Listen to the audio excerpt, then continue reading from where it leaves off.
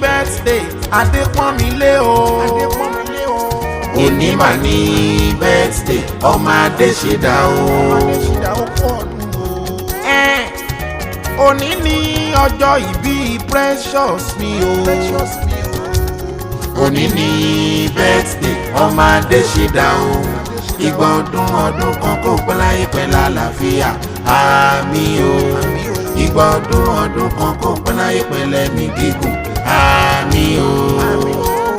Princess Adeponmile máa gbọ́ ọpẹ́ ló yẹ fún olùgbàlà ìyìn fún mẹ́ta lọ́kan tó dá ẹ sí dọjọ́ òní àfògo forúkọ rẹ̀ o torí pé ibi tí ó gbà kọjá làwọn kan gbà bẹ̀ sọdá oúnjẹ tó mára rẹ̀ dán làwọn kan jẹ tẹ̀mí bọ́ ohun gbogbo tó jẹ́ bàbàrà fún wọn lọ́lọ́run fi ṣàrà fún ẹ Adeponmile torí orí àánú gbà ni torí pé irú ìrírí tí orí làwọn kan rí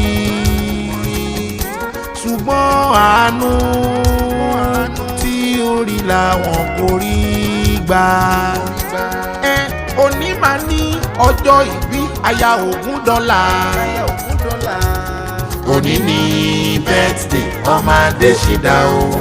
Ìgbà ọdún kan kó pẹ́ láyé pẹ́ lálàáfíà àmín o. Ìgbà ọdún kan kó pẹ́ láyé pẹ́ lẹ́mí gígùn àmín o. Mo ní kábíyèsí ọmọba Princess Adeponmile ọmọba àpọ́nlé tí ń bá fọ́ba tí ń bá fún ẹ kò tí ì tó. Kábíyèsí ọmọba àpọ́nlé tí ń bá fọ́ba tí ń bá fọ́mọ Adéṣídà kò tó. Kábíyèsí ọmọba ẹ jẹ́ ká ràkúrẹ́ olóyè mẹ́kùn nílé Adéṣídà bàbá Adeponmile ẹ jẹ́ ká ràkúrẹ́ olóyè mẹ́kùn ọmọ amúdà sílẹ̀ ogun ẹnu pani. Ẹ jẹ́ ká ràkúrẹ́ olóyè mẹ́kùn nílé Adéṣídà bàbá Adeponmile ẹ jẹ́ ká ràkúrẹ́ olóyè mẹ́kùn ọmọ amúdà lẹ̀ ogun ẹnu pani. Happy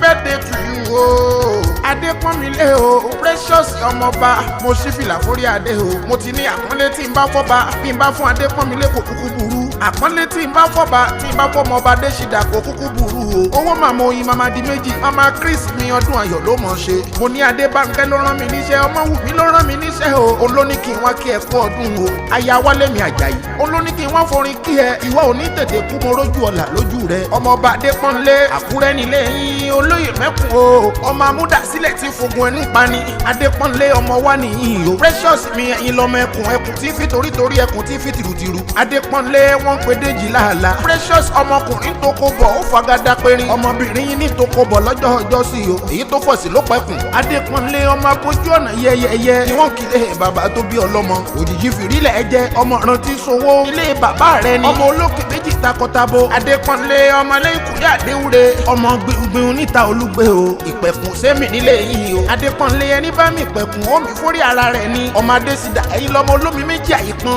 Ọmọ olómi méjì àìbùwẹ̀ nílé yìí o. Ọmọ olómi méjì àtẹ̀kàn mọ́lẹ̀ ká tó pọ̀ kan. Lákùrẹ́ ọmọ olóyè mẹ́kùn sámọ̀ gbọ́rọ̀ lẹ́nu bàbá ọmọ tí fẹnu kọrin. Happy birthday to you o. Aya Dèjì, aya Ogundola mi ní kẹrẹ́lẹ́ o. Adébánkẹ́ Ọmọwùmí mi, aya Wálé mi Àjàyí, mo mọ̀ jíṣẹ́ tó ọ̀ràn mi. Èmi bàbá ọmọ sọ bẹ́ẹ̀ o, ó ti jẹ́ bẹ́ẹ̀.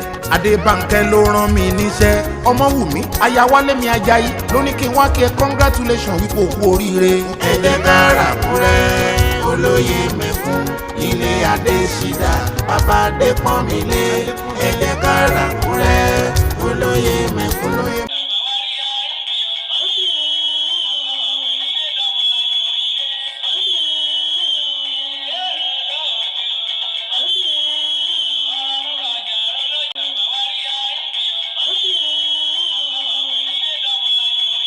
ẹ̀yin tèmi olólùfẹ́ wa nìyí o akọ̀wé wa akọ̀wé Eto Lede Ekiti nìkan ṣoṣo ẹ wò ó òun ni ọmọ lọ́jọ́ ìbí èní o ọmọọba Adépọ́nmilé aya Ògúndọlà òun ni ọmọ lọ́jọ́ ìbí ẹ jọ̀wọ́ kẹ́ ẹ bá mi kí o wípé ó kú ọdún ó kù yèdún o wípé ẹ̀mí rẹ̀ tó ṣe ọdún yìí á ṣe ọ̀pọ̀ ọdún láyé o káre ò wàá gbó wàá tọ́ wàá fi wúpárí wàá fẹ̀rí kìjòbì ikú ò ní pa ẹ́ àrùn ò ní pa ẹ́ o wàá ṣe olólùfẹ́ wa kalẹ̀ wàá ṣe ìyá àwọn ọmọ ẹ̀ kalẹ̀ o káre ò wá ya rere lọ́ọ̀dẹ ọkọ ó kú ọdún ó kù yèdún o òwò ọlọ́mọ Àkúrẹ́ olóyè mẹ́kùn Àkúrẹ́ lómi méje yàn pé jèjì làlà àlàkàn yín pé rí àládomi ọmọ owó láyà ọmọ àrìgbọràn mọ ìyàsúlẹ̀ ọ̀nì kankan àfúlẹ̀ àbárẹ̀ ẹ̀mìlà ọmọ apajá jẹ mọ́ọ̀bù ọ̀yà jẹ èèṣojú ríro kọ́ èṣì dálẹ̀ ulé àbá ọkọ̀ rẹ ni káre wo kú ọdún wo kú yèdún o